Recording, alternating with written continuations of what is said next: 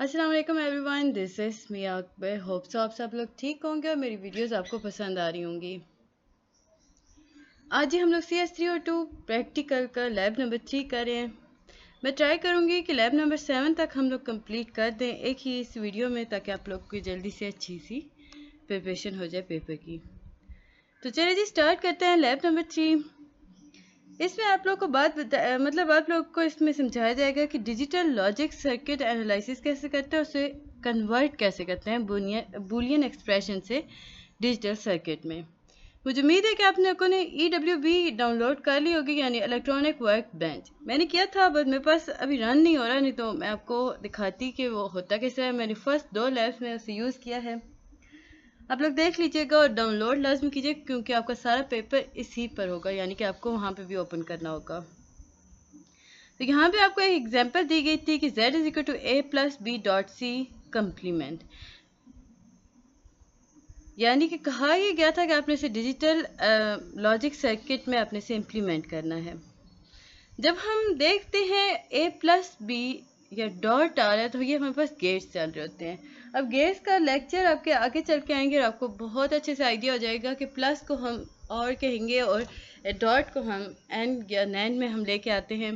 Complement हमारे पास हमेशा जब भी हम कंप्लीमेंट लगाएंगे ना, वो हर गेट का ऑपोजिट होगा, यानी कि अगर और का कंप्लीमेंट कर रहे हैं तो वो एक्सॉर बन जाएगा, और नैंड का कर रहे हैं तो वो एंड का कर रहे हैं तो वो नैंड बन जाता है। ये आपके पास एक डायग्राम है, आपने इसे देख के ट्रुथ टेबल बनाना था।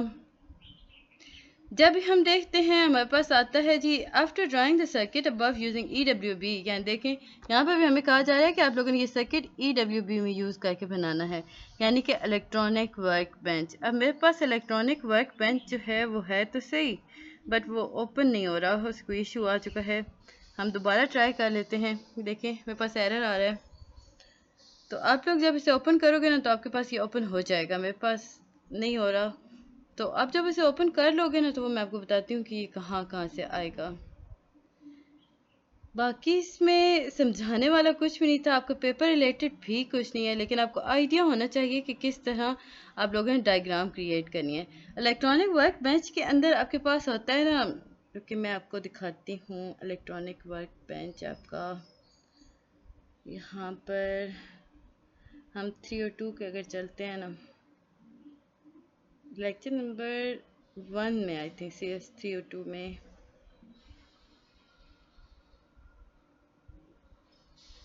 यहाँ पे बहुत सारी चीज़ें डाउनलोड होती हैं, तो बस ये ज़रा मसला हो जाता है कि किधर गया।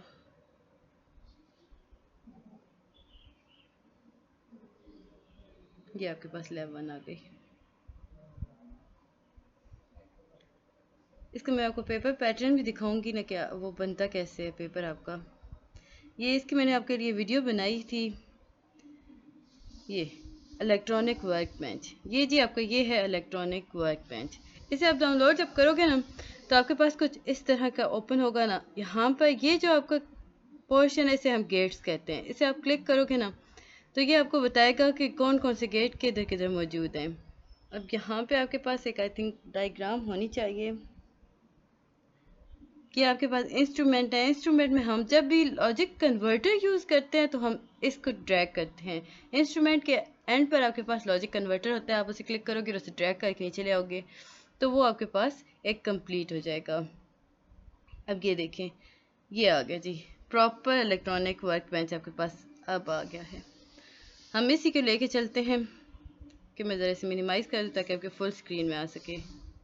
ये देखें, अभी हम इलेक्ट्रॉनिक वर्क बेंच के जब ओपन करेंगे ना EWB को, तो हमें बनाने हैं गेट्स। अब जब हम गेट्स को बनाएंगे ना, तो हम सबसे पहले इसे क्लिक करेंगे। ये देखिए मेरे पास सारे गेट्स ओपन हो गए हैं। निचले गेट्स को आपने नहीं छेड़ना, ऊपर जो डायग्राम्स बनी होती है ना, उन गेट्स से आपने वर्क करना होता है। ये आपके पास सारे गेट्स होते हैं, आप इन पर क्लिक करोगे, इनके नाम लिखे हुए आ जाएंगे, बहुत ईजी हो जाता है। ये आपके पास मतलब अगर आप इसे ड्रैग करोगे ना, इसे क्लिक करोगे और इसे ड्रैग करोगे, ये नीचे आ जाएगा, और उसके बाद आपने इसे कनेक्ट करना होता है इस तरह। ये आपके पास एक बन जाता है, सर्किट बन जाएगा। आप इसे डबल क्लिक करोगे, ट्रुथ टेबल आपके पास ओपन हो जाता है। ये जी लॉजिक कन्वर्टर के साथ हमने इसे जोड़ा पूरा। अब हम इसे देखते हैं। हम लोगों ने EWB में इसे कनेक्ट करना था, हमने लॉजिक कन्वर्टर के साथ इसे रखा। लॉजिक कन्वर्टर किधर से निकलेगा, वो जी हमारे पास ये है, ये इंस्ट्रूमेंट है ना, इंस्ट्रूमेंट के अंदर ये लॉजिक कन्वर्टर से आप डबल क्लिक करोगे ना, क्लिक करके ड्रैग करोगे ना, तो ये आपके पास कुछ इस तरह आ जाएगा। ये इसके साथ अपने फर्स्ट थ्री को ABC के साथ कनेक्ट करना है और ये आपका आउटपुट है। याद रखें हमेशा जो आउटपुट होता है वो आउटपुट के साथ ही अटैच होता है। फिर जब आप ये कर लोगे, आप इसे डबल क्लिक करोगे, यानी कि आप कन्वर्टर के ऊपर आके डबल क्लिक करोगे ना, तो आपके पास कुछ इस किस्म की चीज़ ओपन हो जाएगी। टेबल कैसे बनते हैं वो सारी चीज़ें आप जैसी सबसे पहले आप करोगे ना, टेबल अगर आपने बनाना है तो इस वाले सेक्शन को आप करोगे क्लिक। जैसे क्लिक करोगे ना तो ये आपके पास आ जाएगा। अदरवाइज अगर आप यहाँ पे ए पे क्लिक करते हो, बी पे करते हो, सी पे करोगे, ये तो आपके पास ब्लैक हो जाता है और आपका टेबल खुद ब खुद बनना शुरू हो जाता है। ये आपके इनपुट थे, ये आपके आउटपुट है। आपने बस यहाँ से देख के इधर ऐड कर देना है। वैल्यूज देखते जाइएगा, 00 है, 000 हमारे पास यहाँ पर भी है, यहाँ पर भी है, तो आंसर हमारे पास 1 आ गया क्योंकि हमने कन्वर्ट किया था। 001 था आपके पास, 001 है, इसका आंसर भी आपके पास 1 ही आएगा, यानी कि एज इट इज़ आप सारा कुछ लिखते जाओगे। अब ये जो आपके पास बूलियन एक्सप्रेशन आया है ना, ये किधर से आया है ये मैं आपको बताती हूँ। आपको कुछ बातें याद रखनी होंगी जो आपके बहुत काम आएंगे। आ जाता है ना तो आप मतलब आपके लिए पेपर ऐसे है जैसे आप आंखें बंद करो और पेपर हो जाएगा। सबसे पहले आप जब करोगे ना कन्वर्ट, लॉजिक टेबल आप बनाओगे, यहाँ पे अगर आप डॉट्स क्लिक नहीं कर रहे हो, डायरेक्ट आप आके यहाँ पे क्लिक करोगे तो ये आपको गेट मतलब ट्रुथ टेबल आ जाएगा। उसके बाद आपने इसे सिंप्लीफाई करना है। सिंप्लीफाई करने के बाद आप इसे इस पॉइंट पे आप क्लिक करोगे, ये आपकी डायग्राम बना देगा फ़ौरन से। बस उससे आपने करना है स्क्रीनशॉट्स लेने हैं और उसे जाके अपने पेपर पे अटैच कर देना है। इतना मुश्किल आपका ये पेपर नहीं होता, बहुत इजी होता है। ये भी एज इट इज़ ही होगा जैसे कि मैंने अभी बताया था। ये देखिए ये सारा कुछ ऐसे ही होता है, इसमें और कुछ भी ऐसे चेंजिंग वाली चीज़ नहीं थी। ये था आपका लैब नंबर 3। मुझे उम्मीद है कि आपको समझ आया होगा। जल्दी से देख लेते हैं लैब 4, जो कि काफ़ी ज़्यादा इंपॉर्टेंट है। लैब 4 में आपके पास डी मॉर्गन थ्योरी आ जाती है। डी मॉर्गन कौन थे? अगस्त डी मॉर्गन 27 जून 1808, 1806, 18 मार्च 1871। यानी कहा ये क्या कि अगस्त डी मॉर्गन जो थे वो ब्रिटिश मैथमेटिशियन थे और लॉजिशियन थे। उन्होंने डी मॉर्गन लॉ बनाया था। अगर हम आसान अल्फाज में कहें ना कि डी मॉर्गन थ्योरी एक ऐसी थ्योरी है जिसे हम यूज़ करते हैं कन्वर्ट करने के लिए एंड या नैंड गेट को और नॉर 1 के अंदर। यानी कि एंड गेट को हम और गेट में बदल देते हैं, नैंड गेट को हम नॉर गेट में बदल देते हैं। अब एक्सॉर गेट जैसे कि मैंने पीछे बताया था, हम आगे चल के देखेंगे कि हमने एक्सॉर गेट कैसे बनाया था। और गेट को सिमिलरली हम और नॉर को एंड और नैंड में बदल देते हैं।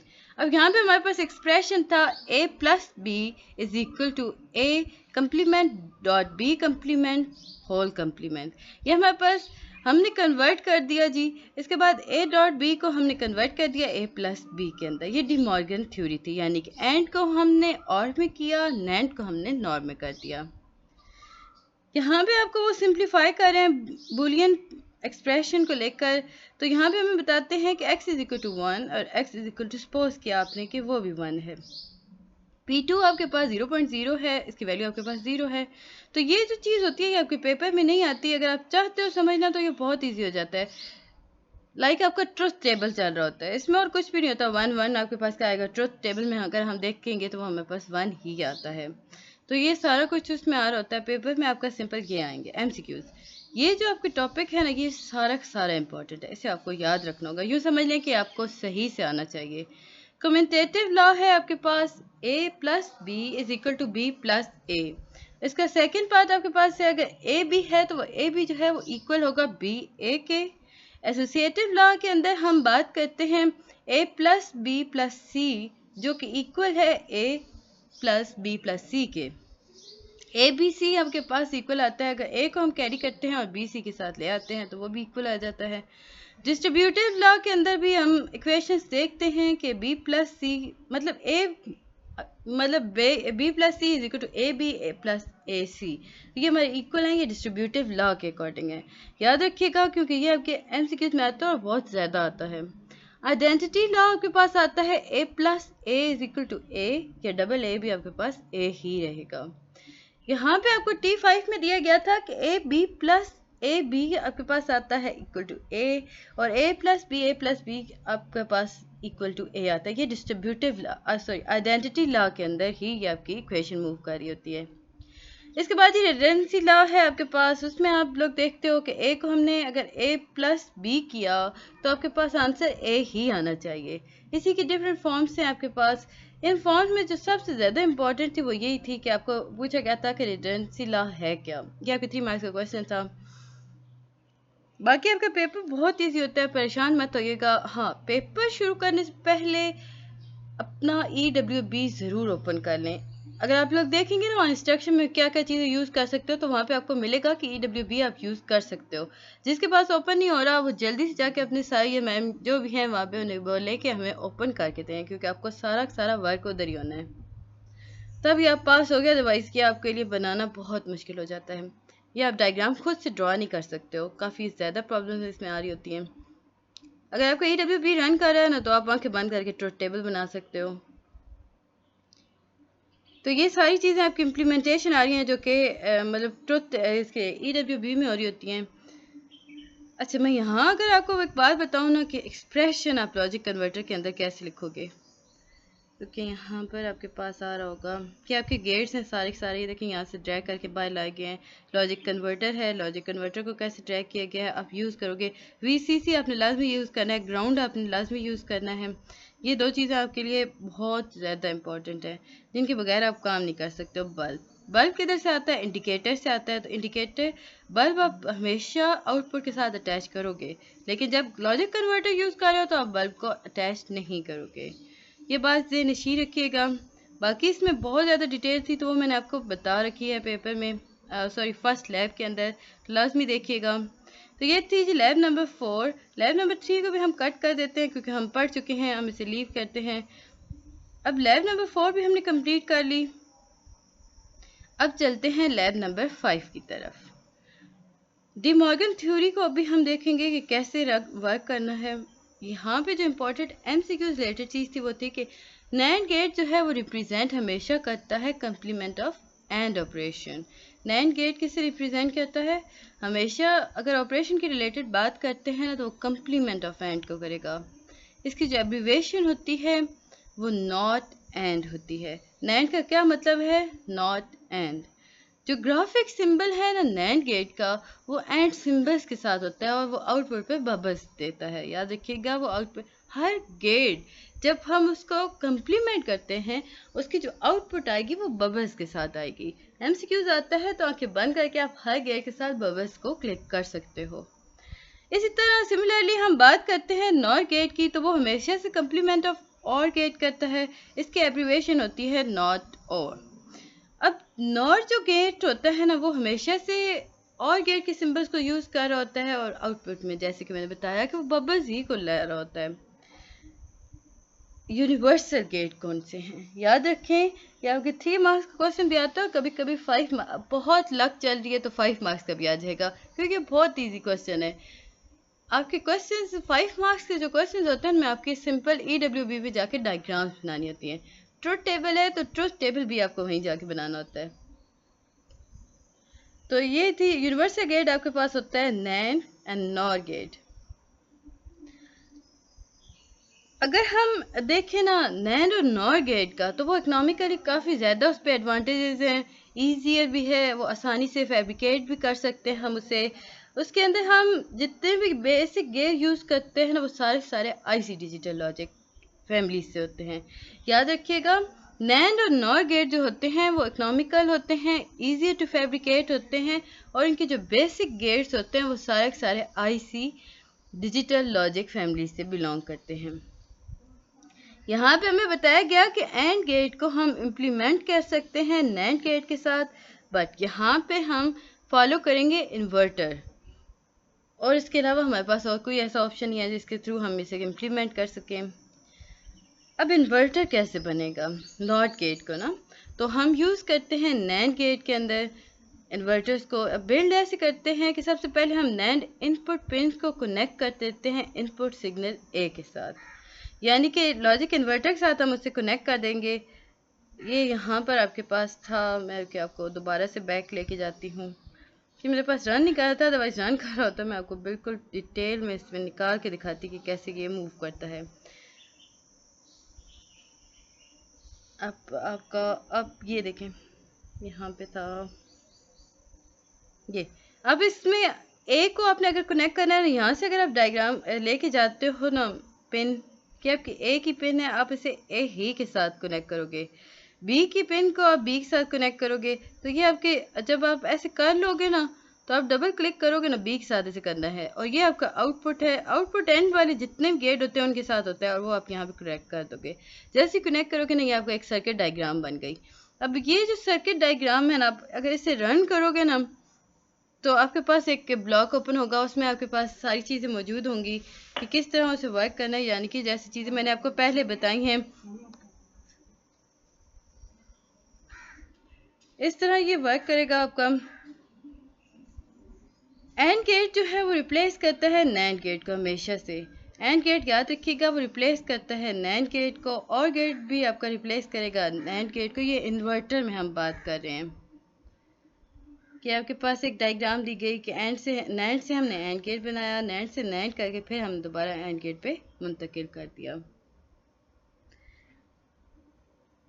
अब अगर हम नॉट गेट बनाते हैं तो ये भी वही इसी तरह मूव करेगा जिस तरह के एंड गेट मूव कर रहा होता है। इक्विवेलेंट गेट कौन कौन से होते हैं, याद रखें, नैंड गेट जो है वो इक्विवेलेंट होता है इन्वर्टेड इनपुट और गेट के, इन्वर्टेड इनपुट और गेट के।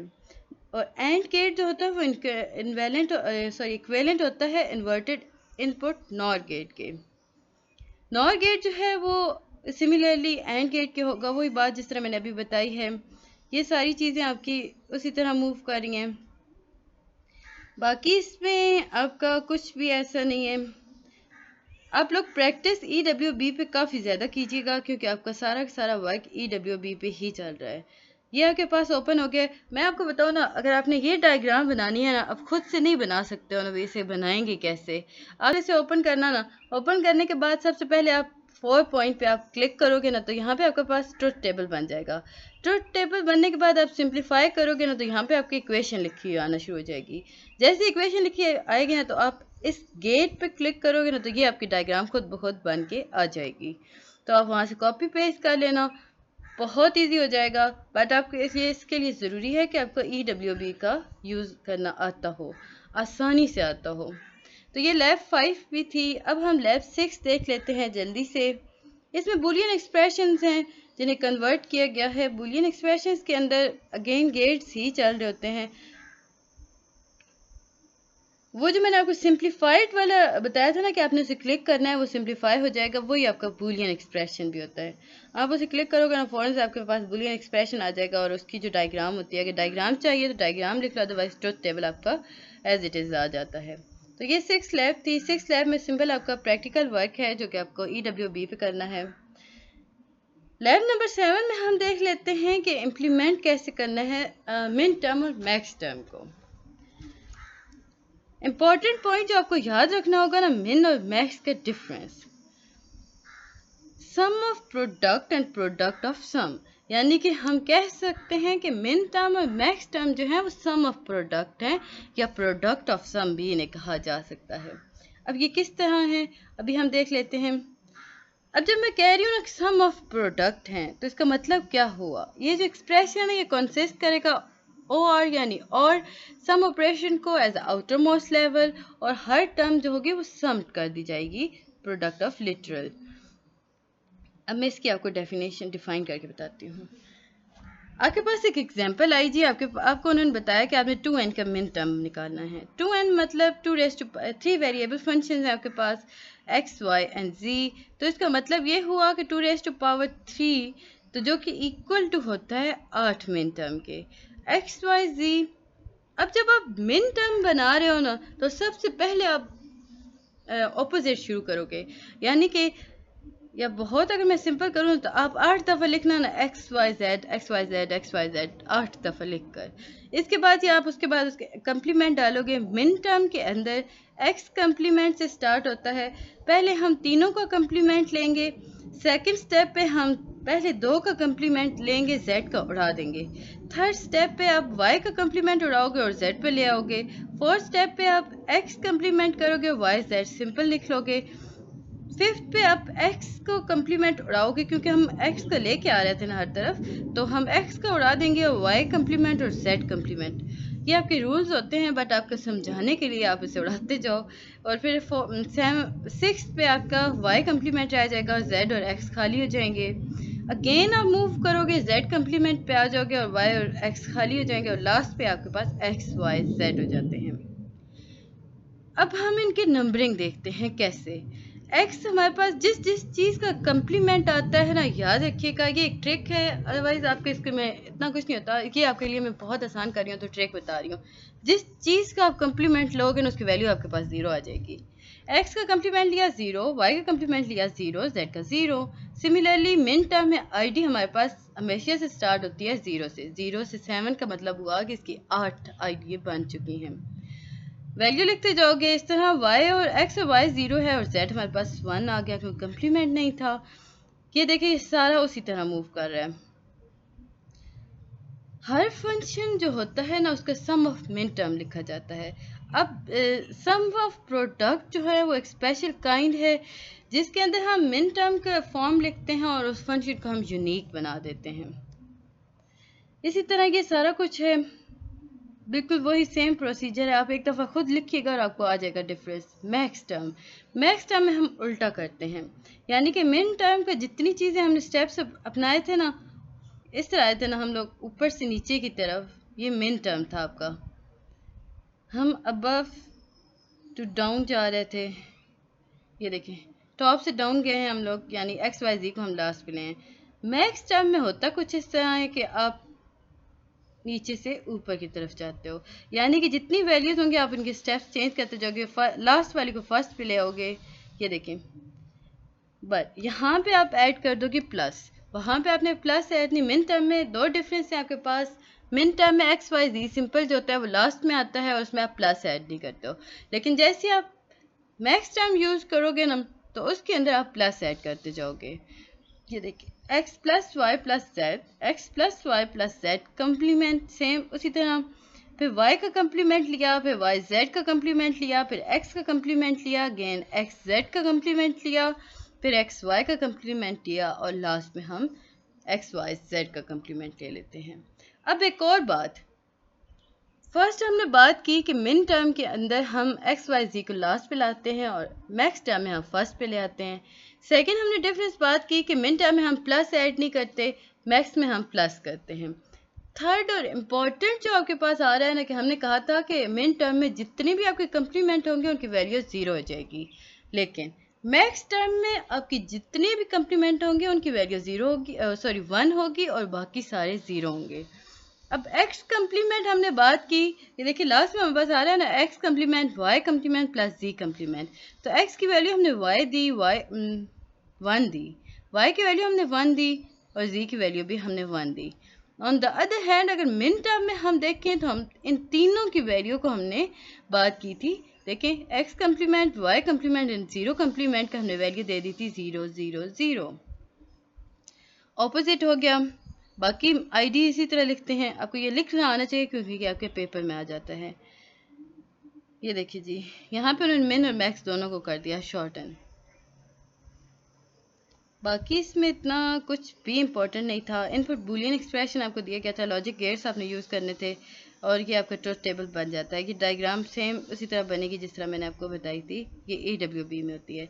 आप लोग यूज़ कीजिएगा EWB। अगर आपको नहीं समझ आता तो मुझे बताइएगा, मैं आपको बेहतरीन से बेहतरीन इसका करके बताऊँगी, ताकि आप रेफरेंस इनफैक्ट बता दूँगी वीडियोज़ के, जो इस पर देख के आप आसानी से समझ सकते हो।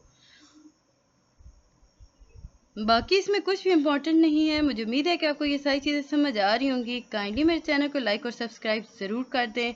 वीडियो पसंद आती है तो कमेंट कीजिएगा, नहीं समझ आ रही कोई चीज़ तो भी पता कर लें मुझसे, मैं आपको उसी टाइम उसका रिप्लाई दे दूँगी। तो मिलते हैं जी नेक्स्ट वीडियो में, तब तक के लिए अल्लाह हाफिज़।